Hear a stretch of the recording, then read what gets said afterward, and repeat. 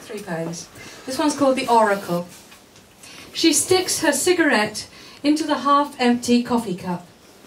Racing demon out of Marathon and Lucifer. 25 to 1. The word's an incantation.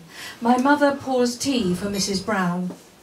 Going soft, she frowns, and bends again to read the tipster's runes. I'd better do the spare room today, says Mrs. B. My mother murmurs, Billy Lyre's looking good. Silence falls. The busy clock recalls Mrs. B must go soon to the shop.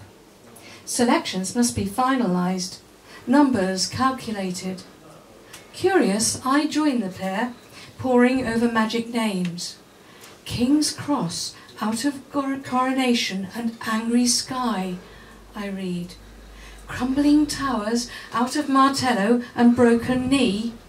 And Phoenix, sired by Firebrand, his dam, Consumer Goods.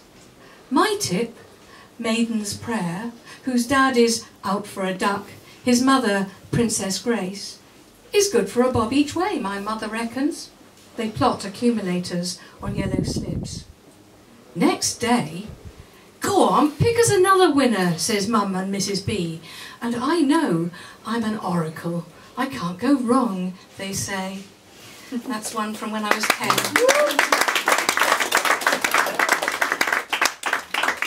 This is the other end of my mother's life. It's called Going Back. Cattle browse the hill beyond the altar. The hearse's tailgate closes behind the flowery coffin.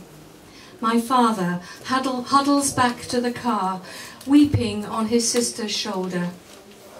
Now I come to the grey house where I have never lived, make the long drive, sleep in preparation. I wake with dread before the call with news.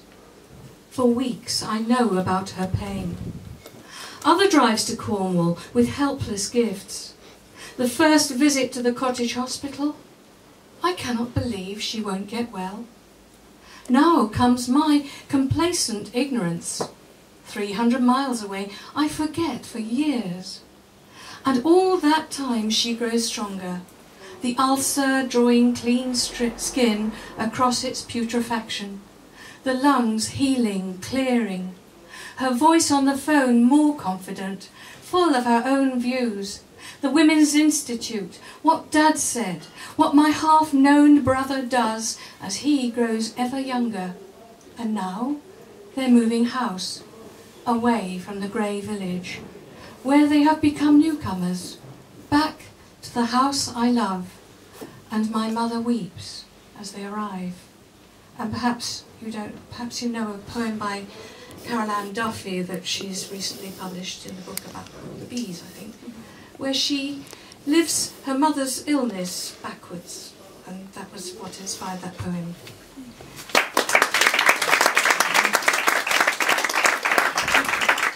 And last, a short one, called Immortal.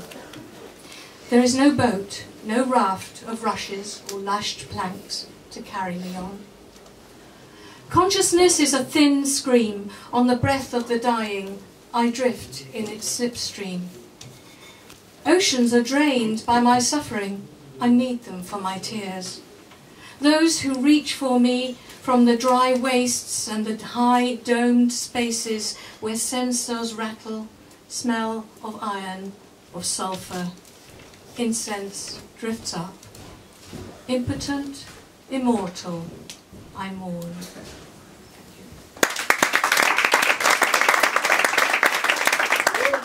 That was Janice Windle.